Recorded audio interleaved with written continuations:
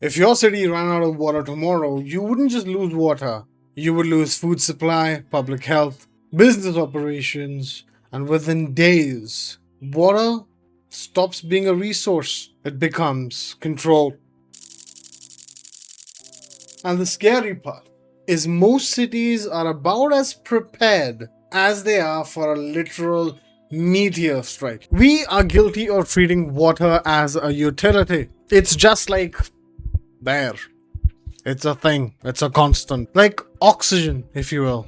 Because obviously, the earth is a vending machine. Insert taxes, receive water. It's just that simple, right?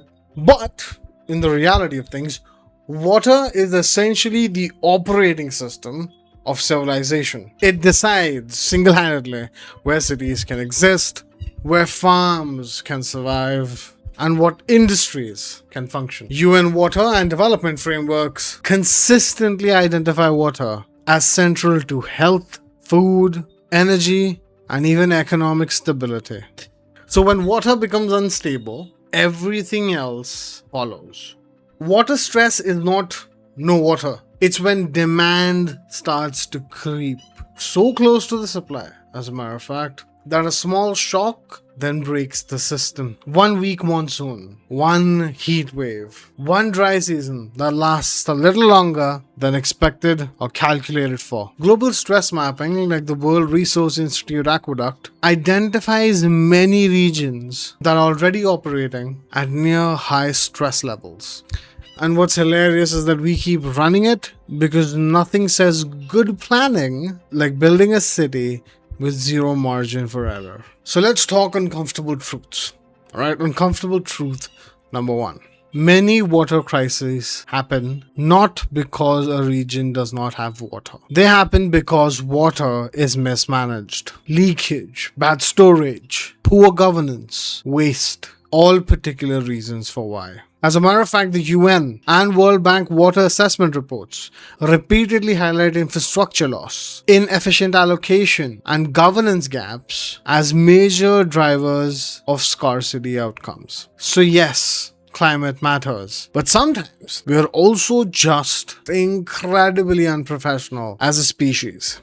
And we can go on and on and on about various examples, but I guess you get the point. Now, you remember the Heatwaves video that we did, and if you didn't, go check that out. Heat makes the water crisis explode. Demand spikes, evaporation rises, and power demands, they go through the roof. As a matter of fact, IPCC assessments describe rising temperatures intensifying drought risks and increasing evaporation impacting water availability and demand. But here's a plot twist that not a lot of us see coming. Even when a region has water, a city can collapse into a water emergency because water becomes an access problem, not a supply problem. If pipes fail, if storage fails, if power fails, if distribution fails, your water, it might as well not exist. So let's get brutally honest, right? Because there's no point sugarcoating things. Most water is not used in your shower, believe it or not. It's used in your food. Data from the FAO shows agriculture accounts for around 70% of global freshwater withdrawals. So yes, short showers are great. But the real drama is on the farms. When water becomes unstable, food becomes unstable. And when food becomes unstable, prices spike globally. But what about cascading shocks? Because, well, by no means is this an isolated kind of incident. Now is it? One drought is manageable, but stacked shocks change everything. Drought can lead to crop loss, which can then lead to power drops, which can then lead to inflation. You see, droughts hit, hydropower drops, food yields fall, prices, they rise. Global risk frameworks from the UN and the World Bank frequently describe cascading impacts and compounding risks as major instability drivers. And then governments, they face a choice. Invest in resilience or react to chaos. Many choose chaos, as is obvious, because reacting late is a beloved global tradition. You've heard water wars, catchy phrases, great headlines, but it's often the wrong frame. Most water crisis is not countries invading each other. It's pressure inside of states. Conflict research and UN reporting frequently identify water as a risk multiplier that amplifies existing tensions, especially within the confines of countries, which some might argue is a lot worse because internal instability that spreads quietly and no nation wants to admit to its existence. Now, for the most underrated part of this crisis, groundwater. Groundwater is the backup plan for billions all over the world. As a matter of fact, UNESCO and UN water reports describe groundwater as a critical source for drinking and irrigation globally. But groundwater is not a bank account you can drain forever because it's not getting topped up forever. If you overpump groundwater, it can take years or even decades to come back. So naturally, we pump it like it's a subscription. Unlimited water, cancel anytime.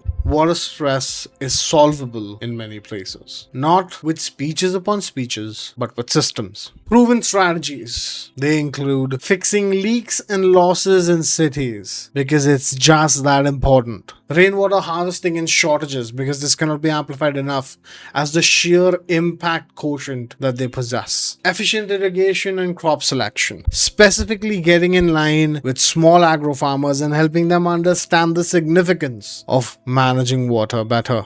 Wastewater recycling and use, something extremely important, and I'm happy to report that there are many such campuses that are taking a route all over the world that are now processing their own wastewater and resupplying it. Watershed protection, and finally, transparent allocation and fair access rules. These interventions are not just hoopla that is being pulled out of thin air. They're supported across the likes of UN Water, the FAO, the World Bank, and even multiple resilience research papers. The biggest difference is speed. Plan early, it's cheap. Wait for collapse, and it's chaos. So remember, kids, water is not a climate topic. It's a stability topic. It decides where people can live, where food can grow, and where cities can survive. And the future won't belong to whoever has the most water. It will belong to whoever can manage it. If this video made you see water differently, subscribe. This is Noviksgiven. We explain the systems shaping everyday life long before they break,